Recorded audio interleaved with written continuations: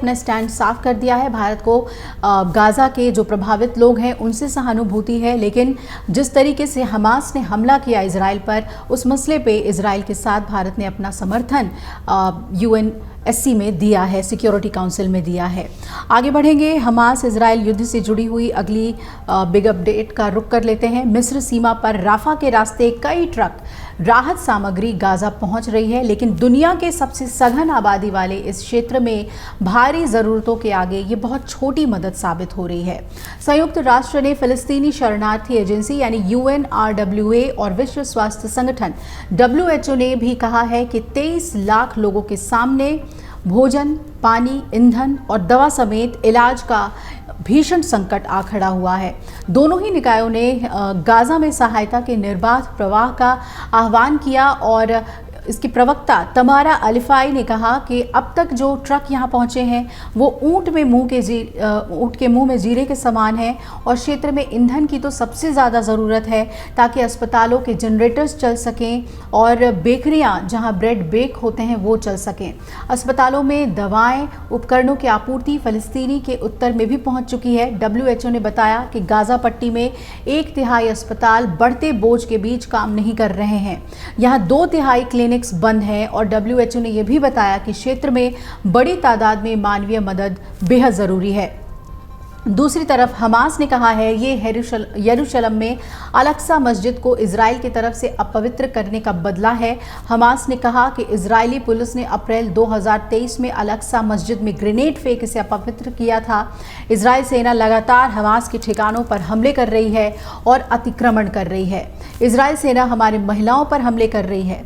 Hamas के प्रवक्ता गाजी हमाद ने अरब देशों से अपील की है कि इजराइल के साथ अपने सभी रिश्तों को तोड़ दें और हमाद ने यह भी कहा है कि इजराइल एक अच्छा पड़ोसी और शांत देश कभी नहीं हो सकता।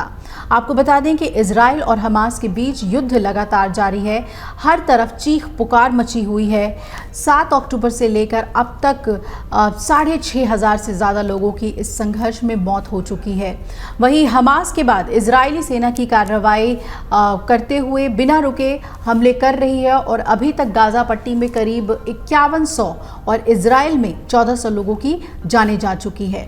वहीं अमेरिका के विदेश मंत्री एंटनी ब्लिंकन ने ये कहा कि सभी तरह के आतंकी कृत्य गैर कानूनी और अनुचित हैं, चाहे वो लश्कर तैयबा या हमास की तरफ से मुंबई अथवा किबुत्ज बेरी में अंजाम दिया जाए। इजराइल और हमास के बीच जारी जंग का आज 19वां दिन है और गाज़ा से बेहद खौफनाक खबर आ रही है।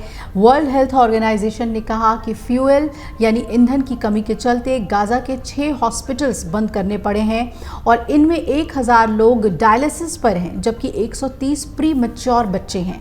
अगर हालात नहीं सुधरे तो ICU में मौजूद दूसरे अस्पतालों के मरीजों की जान जा सकती है। गाज़ा में अब तक राहत सामग्री लेकर कुल 54 ट्रक पहुंचे हैं। परेशानी की बात यह है कि इनमें से किसी में भी फ्यूल नहीं है।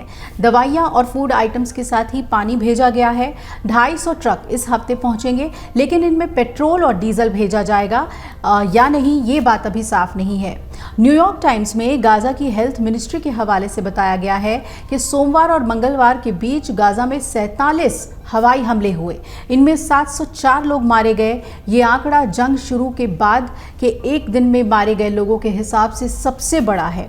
कुछ रिपोर्ट्स में ये भी कहा गया है कि रिफ्यूजी कैंप्स और घरों को भी निशाना बनाया जा रहा है। इजराइल ने खुद माना है कि उसने एक दिन में 400 टारगेट्स हिट किए। खान यूनिस इलाके की बात करें तो यहाँ एक गैस स्टेशन को तबाह कर दिया गया। हालांकि इजराइल की तरफ से सिर्फ 47 लोगों के मारे जाने की बात कही गई है। अमर उजाला अब आपके टीवी पर भी। अपने स्मार्ट टीवी पर YouTube पर सर्च करें अमर उजाला, चैनल सब्सक्राइब करें और देखें ताजा खबरें, वो भी HD क्वालिटी में। और हाँ, बेल आइकन दबाना ना भूलें ताकि हर खबर हो आपके घर। अमर उजाला, निष्पक्ष, निर्भीक, निरंतर।